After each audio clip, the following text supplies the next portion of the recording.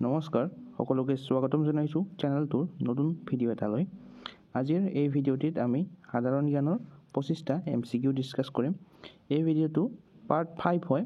ইয়াৰে আগৰ 4টা পাৰ্ট আপোনালোকে যদি চোৱা নাই তেনেহ'লে চেনেলৰ প্লেলিষ্টত আসাম পুলিচ AB UB বুলি প্লেলিষ্ট বনাই থোৱা আছে আৰু ডেছক্ৰিপশ্যনতো লিংকটো দিয়া আছে, আপোনালোকে ক্লিক কৰি চাব পাৰে।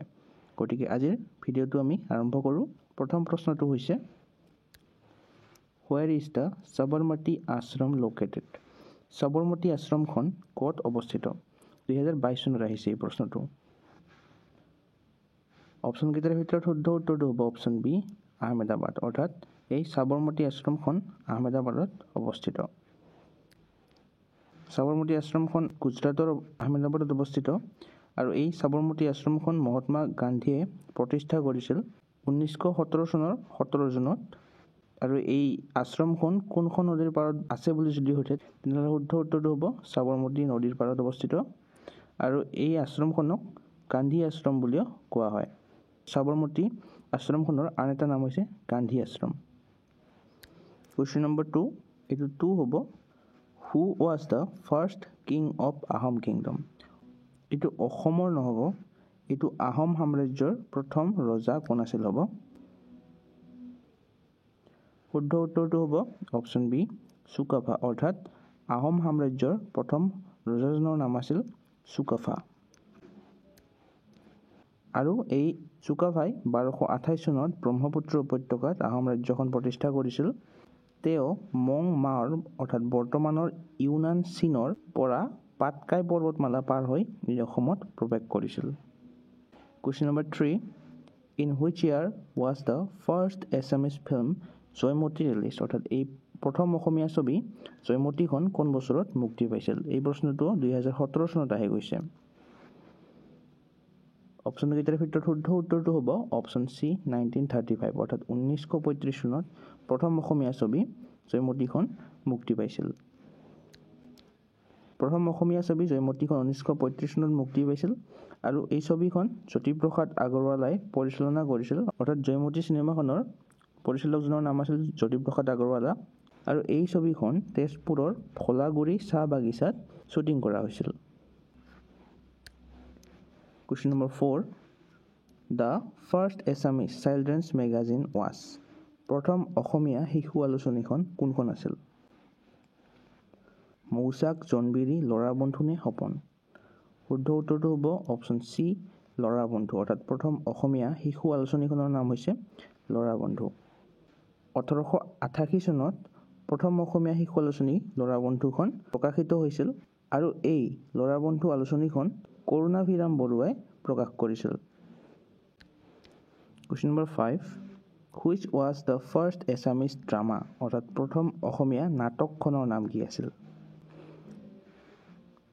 শুদ্ধ উত্তৰটো হ'ব অপশ্যন বি চিহ্ন যাত্ৰা, অৰ্থাৎ প্ৰথম অসমীয়া নাটকখনৰ নাম হৈছে চিহ্ন যাত্ৰা। ইয়াৰে ইম্পৰ্টেণ্ট পইণ্টছখিনি হৈছে 1668 চনত শ্ৰীমন্ত শংকৰদেৱৰ দ্বাৰা ৰচিত আৰু পৰিৱেশন কৰা চিহ্ন যাত্ৰা নাটকখনেই হৈছে প্ৰথম অসমীয়া নাটক। ইয়াৰ উপৰিও ভাৰতীয় যিকোনো আঞ্চলিক ভাষাত ৰচিত প্ৰথম নাটক বুলিও কোৱা হয়। এই চিহ্ন যাত্ৰাখনক ভাৰতৰ যিকোনো আঞ্চলিক ভাষাত ৰচিত প্ৰথম নাটক বুলিও কোৱা হয়।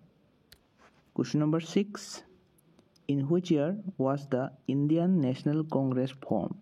ভাৰতীয় জাতীয় কংগ্ৰেছ কোন চনত গঠন হৈছিল? 2022 চনত আহি যোৱা প্ৰশ্ন এইটো। শুদ্ধ উত্তৰটো হয় অপশ্যন চি 1885, অৰ্থাৎ ভাৰতীয় জাতীয় কংগ্ৰেছ 1885 চনত গঠন হৈছিল। ইয়াৰ ইম্পৰ্টেণ্ট পইণ্টছখিনি হৈছে 1885 চনৰ 28 ডিচেম্বৰত বোম্বাইত ভাৰতীয় জাতীয় কংগ্ৰেছ গঠন কৰা হয় আৰু এই ভাৰতীয় জাতীয় কংগ্ৰেছৰ প্ৰথম সভাপতিজনৰ যদি নাম সোধে তেনেহ'লে হ'ব উমেশ চন্দ্ৰ বেনাৰ্জী, যাক WC বেনাৰ্জী বুলিও কোৱা হয়। আৰু এই ভাৰতীয় জাতীয় কংগ্ৰেছৰ প্ৰথম মহিলা সভানেত্ৰী কোন বুলি যদি সোধে তেনেহ'লে হ'ব এনি বেচাণ্ট। তেওঁ 1917 চনত ভাৰতীয় জাতীয় কংগ্ৰেছৰ প্ৰথম মহিলা সভানেত্ৰী হিচাপে নিৰ্বাচিত হৈছিল। Question number 7, what was the name of the first Assamese Sonnet? অৰ্থাৎ প্ৰথম অসমীয়া ছনেট পুথিখনৰ নাম কি আছিল? ৰত্নাকৰ, বনকুঁৱৰী, প্ৰিয়তমাৰ চিঠি নে কুৰি শতিকা? অপশ্যন চাৰিটাৰ ভিতৰত শুদ্ধ উত্তৰটো হ'ব অপশ্যন চি প্ৰিয়তমাৰ চিঠি অৰ্থাৎ প্ৰথম অসমীয়া চনেট পুথিখনৰ নাম হৈছে প্ৰিয়তমাৰ চিঠি। প্ৰথম অসমীয়া চনেট পুথিখন হৈছে প্ৰিয়তমাৰ চিঠি। পুথিখন হেমচন্দ্ৰ গোস্বামীয়ে লিখিছিল। 1889 চনত জোনাকী আলোচনীখনত প্ৰকাশ পাইছিল। Next question number 8 who was the recipient of 56th Jnanpith award অৰ্থাৎ 56 সংখ্যক জ্ঞানপীঠ বঁটা প্ৰাপক কোন আছিল? এই প্ৰশ্নটো 2022 চনত আহি গৈছে। শুদ্ধ উত্তৰটো হয় অপশ্যন এ নীলমণি ফুকন অৰ্থাৎ 56 সংখ্যক জ্ঞানপীঠ বঁটা প্ৰাপক আছিল নীলমণি ফুকন। ইয়াৰে ইম্পৰ্টেণ্ট পইণ্টখিনি হৈছে অসমীয়া কবি আৰু শিক্ষাবিদ নীলমণি ফুকনে 2021 চনৰ 56 সংখ্যক জ্ঞানপীঠ বঁটা লাভ কৰিছিল। নীলমণি ফুকনৰ বিষয়ে আৰু অলপমান চাওঁ। এই নীলমণি ফুকনে 1981 চনত তেওঁৰ কবিতা সংকলন কবিতাৰ বাবে সাহিত্য অকাডেমী বঁটা লাভ কৰিছিল আৰু 1990 চনত তেওঁ পদ্মশ্ৰী বঁটাও লাভ কৰিছিল। তাৰপিছত 2002 চনত তেওঁ সাহিত্য অকাডেমী ফেলোশ্বিপ বঁটাও লাভ কৰে। আৰু এই জ্ঞানপীঠ যিটো বঁটা হৈছে এইটো ভাৰতৰ সৰ্বোচ্চ সাহিত্যিক সন্মান অৰ্থাৎ সাহিত্যিকসকলৰ সৰ্বোচ্চ বঁটাটো হৈছে জ্ঞানপীঠ বঁটা। Question number 9 what is the slogan of the Indian army? ভাৰতীয় সেনাৰ শ্লোগানটো কি? এইটো প্ৰশ্ন 2022 চনত আহি গৈছে। শুদ্ধ উত্তৰটো হ'ব অপশ্যন বি সেৱা পৰমা ধৰ্ম অৰ্থাৎ ভাৰতীয় সেনাৰ শ্লোগানটো হৈছে সেৱা পৰমা ধৰ্ম। ভাৰতীয় সেনা বাহিনী অৰ্থাৎ ইণ্ডিয়ান আৰ্মিৰ শ্লোগানটো হৈছে সেৱা পৰমা ধৰ্ম যাৰ অৰ্থ হৈছে ছাৰ্ভিচ আৱাৰ প্ৰাইম ডিউটি মানে সেৱাই আমাৰ পৰম কৰ্তব্য। তাৰপিছত ইণ্ডিয়ান এয়াৰফ'ৰ্চ অৰ্থাৎ ভাৰতীয় বায়ু সেনাৰ শ্লোগানটো হৈছে নভ স্পৰ্শম দীপ্তম অৰ্থাৎ touch the sky with Glory মানে হৈছে গৌৰৱেৰে আকাশ চোৱা।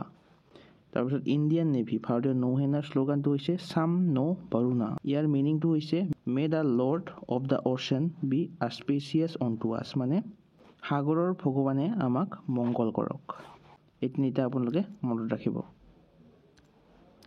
Question number 10 what is the name of the first Assamese short story অৰ্থাৎ প্ৰথম অসমীয়া চুটি গল্পখনৰ নাম কি বুলি সুধিছে। শুদ্ধ উত্তৰটো হ'ব অপশ্যন এ লিটিকাই অৰ্থাৎ প্ৰথম অসমীয়া চুটি গল্পখনৰ নাম হৈছে লিটিকাই। ইয়াৰ ইম্পৰ্টেণ্ট পইণ্টখিনি হৈছে এই লিটিকাই চুটি গল্পটো লক্ষ্মীনাথ বেজবৰুৱাই 1889 চনত প্ৰকাশ কৰিছিল আৰু এইটো জোনাকী আলোচনীৰ প্ৰথম সংখ্যাত প্ৰকাশিত পাইছিল। Question number 11 Kushal Konwar was hanged in which year? Kushal কোঁৱৰক কোন বছৰত ফাঁচি দিয়া হৈছিল? শুদ্ধ উত্তৰটো হ'ব অপশ্যন চি 1943 অৰ্থাৎ 1943 চনত কুশল কোঁৱৰক ফাঁচি দিয়া হৈছিল। কুশল কোঁৱৰক 1943 চনৰ 15 জুন তাৰিখে যোৰহাট কাৰাগাৰত ফাঁচি দিয়া হৈছিল। Question number 12 who is the composer of national anthem of India? ভাৰতীয় জাতীয় সংগীতৰ ৰচক কোন? 2022 চনত আহি যোৱা প্ৰশ্ন এইটো। ইয়াৰে উত্তৰটো আমি সকলোৱে জানো। ইয়াৰে ইম্পৰ্টেণ্ট পইণ্টখিনি যদি চাওঁ এই ভাৰতীয় জাতীয় সংগীত জনগণ মনটো অৰিজিনেলি বাংলা ভাষাত ৰচিত। ৰবীন্দ্ৰনাথ ঠাকুৰে ইয়াক ৰচনা কৰিছিল। 1950 চনৰ 24 জানুৱাৰীত সংবিধান সভাই ভাৰতীয় জাতীয় সংগীত হিচাপে হিন্দী সংস্কৰণত ইয়াক গ্ৰহণ কৰিছিল। আৰু এই জনগণ মন ৰাষ্ট্ৰীয় সংগীতটো প্ৰথমে ক'ত গোৱা হৈছিল? ভাৰতীয় জাতীয় কংগ্ৰেছৰ 1911 চনৰ 27 ডিচেম্বৰত হোৱা কলকাতা অধিৱেশনত প্ৰথমবাৰৰ বাবে গোৱা হৈছিল এই গীতটো। Question number 13 the drama Swardhara was written by whom? Swardhara নাটকখন কোনে লিখিছিল? শ্ৰীমন্ত শংকৰদেৱ, মাধৱদেৱ, জ্যোতিপ্ৰসাদ আগৰৱালা নে লক্ষ্মীনাথ বেজবৰুৱা? শুদ্ধ উত্তৰটো হ'ব অপশ্যন বি মাধৱদেৱা অৰ্থাৎ স্বৰধৰা এই নাটকখন মাধৱদেৱে লিখি উলিয়াইছিল। মাধৱদেৱৰ জন্ম হৈছিল 1489 চনত লেটেকুপুখুৰীত নাৰায়ণপুৰৰ লেটেকুপুখুৰীত আৰু তেওঁৰ মৃত্যু হৈছিল 1596 চনত। মাধৱদেৱৰ আন নাটক কেইখন হৈছে অৰ্জুন ভঞ্জন, পিম্পৰা গুচোৱা, ভূমি লেটোৱা আৰু ভজন বিহাৰ। আৰু অৰ্জুন ভঞ্জনৰ বাহিৰে এই বাকী যিকেইখন নাটক আছে এইকেইখনক ঝুমুৰা বুলি কোৱা হয়। এইটো আপোনালোকে মনত ৰাখিব। Question number 14 which product is called golden silk of Assam? অৰ্থাৎ অসমৰ কোনটো সামগ্ৰীক সোণালী ৰেচম বুলি কোৱা হয়? এইটো 2022 চনত আহি যোৱা এটা প্ৰশ্ন। শুদ্ধ উত্তৰটো হ'ব অপশ্যন এ মুগা চিল্ক অৰ্থাৎ অসমৰ মুগা ৰেচমক সোণালী ৰেচম বুলি কোৱা হয়। Question number 15. Who is called the king of Dihingya? দিহিঙীয়াৰ ৰজা বুলি কাক কোৱা হয়? 2017 চনত আহি যোৱা প্ৰশ্ন এইটো। শুদ্ধ উত্তৰটো হ'ব অপশ্যন বি চুহুংমুং, অৰ্থাৎ চুহুংমুঙক দিহিঙীয়া ৰজা বুলি বা কিং অফ দিহিঙীয়া বুলি কোৱা হয়। Question number 16.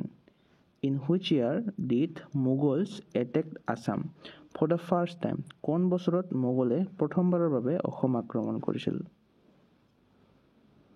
শুদ্ধ উত্তৰটো হ'ব অপশ্যন বি 1615, অৰ্থাৎ 1615 চনত মোগলে প্ৰথমবাৰৰ বাবে অসম আক্ৰমণ কৰিছিল। নেক্সট কুৱেশ্যনটো হৈছে 17 নম্বৰ। Who is the new chairman of ISRO'? অৰ্থাৎ ইছৰ'ৰ নতুন অধ্যক্ষ কোন হৈছে? অপশ্যন চাৰিটাৰ ভিতৰত শুদ্ধ উত্তৰটো হ'ব option D doctor V Narayan, অৰ্থাৎ ইছৰ'ৰ নতুন অধ্যক্ষজনৰ নাম হৈছে ডক্টৰ ভি নাৰায়ণ। ইয়াৰে ইম্পৰ্টেণ্ট পইণ্টখিনি যদি আমি চাওঁ, ডক্টৰ ভি নাৰায়ণে এই ৰিচেণ্টলি 2025 চনৰ 13 জানুৱাৰীত নতুন অধ্যক্ষৰ দায়িত্ব গ্ৰহণ কৰিছে। ইছৰ'ৰ সম্পূৰ্ণ নামটো হৈছে ভাৰতীয় মহাকাশ গৱেষণা সংস্থা, ইংৰাজীত ইণ্ডিয়ান স্পেচ ৰিচাৰ্চ অৰ্গেনাইজেশ্যন। এই ইছৰ' প্ৰতিষ্ঠা হৈছিল 1969 চনৰ 15 আগষ্টত। আমাক ইছৰ'ৰ প্ৰতিষ্ঠাপকজনৰ যদি নাম সোধে তেনেহ'লে হ'ব ডক্টৰ বিক্ৰম চাৰাভাই, অৰ্থাৎ ডক্টৰ বিক্ৰম চাৰাভাইয়ে ভাৰতীয় মহাকাশ গৱেষণা সংস্থাটো প্ৰতিষ্ঠা কৰিছিল আৰু ইয়াৰ মুখ্য কাৰ্যালয়টো আছে কৰ্ণাটকৰ বেংগালুৰুত। Question number 18. অসম দিৱস is celebrated on which day? Important প্ৰশ্ন হয় এইটো। অসম দিৱস কোন দিনত পালন কৰা হয়? 1 ডিচেম্বৰ, 2 ডিচেম্বৰ, 5 ডিচেম্বৰ নে 10 ডিচেম্বৰ? শুদ্ধ উত্তৰটো হ'ব অপশ্যন বি 2 ডিচেম্বৰ, অৰ্থাৎ অসম দিৱস আমি 2 ডিচেম্বৰ তাৰিখে পালন কৰোঁ প্ৰতি বছৰে। 1996 চনৰ পৰা আহোম ৰাজ্যৰ প্ৰথম ৰজা চুকাফাৰ স্মৃতিত অসমত 2 ডিচেম্বৰৰ দিনটো চুকাফা দিৱস বা অসম দিৱস হিচাপে পালন কৰা হয়। Question number 19.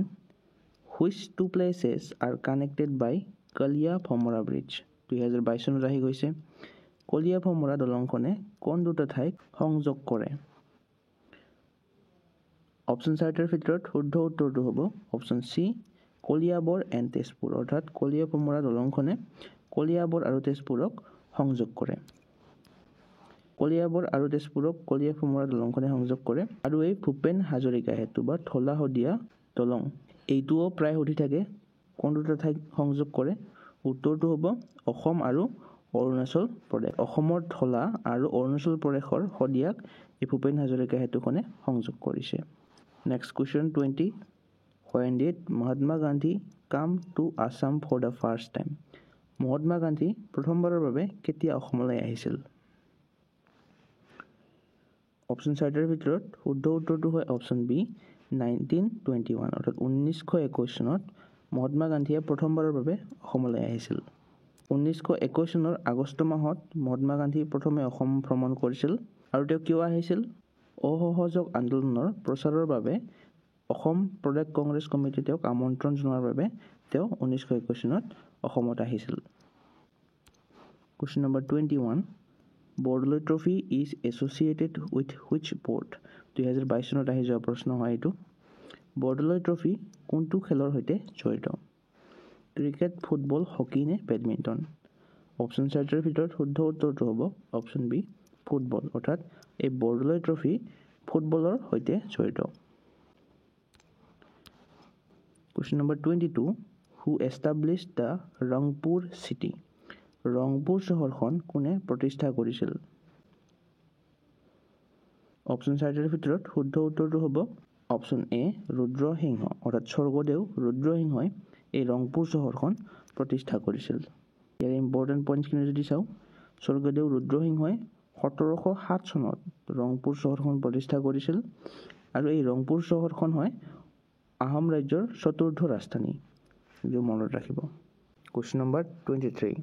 হয়গ্ৰীৱা Madhava temple was constructed by which king? Hayagriva Madhava মন্দিৰটো কোনজন ৰজাই নিৰ্মাণ কৰিছিল? অপশ্যন চাৰিটাৰ ভিতৰত শুদ্ধ উত্তৰটো হয় অপশ্যন বি ৰঘুদেৱা নাৰায়ণ অৰ্থাৎ হয়গ্ৰীৱ মাধৱ মন্দিৰটো ৰঘুদেৱ নাৰায়ণে নিৰ্মাণ কৰিছিল। আৰু এই হয়গ্ৰীৱ মাধৱ মন্দিৰটো 1583 চনত নিৰ্মাণ কৰিছিল। Question number 24 who established the Kamakhya temple Kamakhya মন্দিৰ কোনে প্ৰতিষ্ঠা কৰিছিল? সকলোৱে জানো শুদ্ধ উত্তৰটো হ'ব অপশ্যন এ নৰকাসুৰ অৰ্থাৎ কামাখ্যা মন্দিৰ নৰকাসুৰে প্ৰতিষ্ঠা কৰিছিল। Question number 25 Which Ahom king was captured by the British? কোনজন আহোম ৰজাক ইংৰাজে বন্দী কৰিছিল?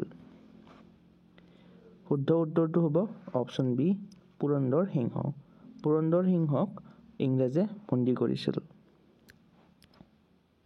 আজিৰ ভিডিঅ'টোৰ প্ৰশ্নটো হৈছে When is Assam Police Day celebrated every year? এইটো বহুত ইম্পৰ্টেণ্ট প্ৰশ্ন হ'ব পাৰে। প্ৰতি বছৰে কেতিয়া অসম আৰক্ষী দিৱস পালন কৰা হয়? 1 ছেপ্টেম্বৰ 1 অক্টোবৰ 5 নৱেম্বৰ নে 10 ডিচেম্বৰ? এই অপশ্যন চাৰিটাৰ ভিতৰত কোনটো শুদ্ধ হয় আপোনালোকে কমেণ্ট কৰি জনাব। আজিৰ ভিডিঅ'টোত এইকেইটাই প্ৰশ্ন আছিল। এই 25টা প্ৰশ্নৰ আপোনালোকৰ কেইটা শুদ্ধ হ'ল কমেণ্ট কৰি জনাব আৰু ভিডিঅ'টো চাই কেনেকুৱা পালে এবাৰ কমেণ্টত জনাব আৰু ভিডিঅ'টো যদি আপোনালোকৰ উপযোগী হোৱা বুলি ভাবে তেনেহ'লে এটা লাইক কৰিবলৈ একদম নাপাহৰিব। আজিলৈ ইমানেই, ধন্যবাদ।